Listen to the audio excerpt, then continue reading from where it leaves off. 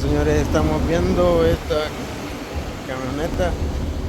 Es una Cadillac Escalade y estamos estrenando este niño aquí. Le acabamos de comprar el software para GM y Cadillac.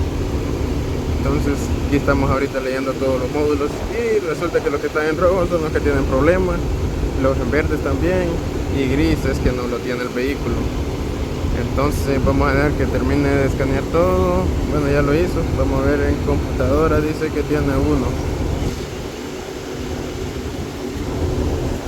y tiene fallo de encendido. Está tembloroso el motor y allá atrás tira humo. Entonces vamos a ver qué código es.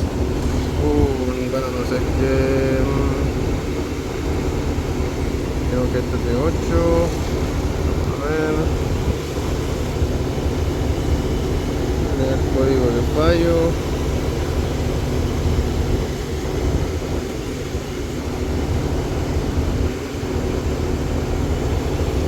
Vamos a dar el flujo de datos.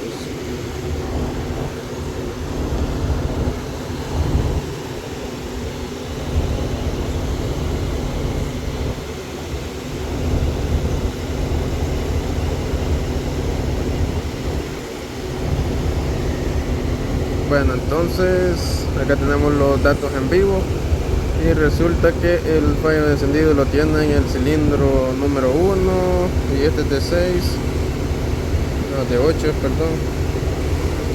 Bueno, entonces solo en el cilindro 1 tiene variación, que es falla de encendido, y de ahí todos los demás datos en vivo, todo está bien.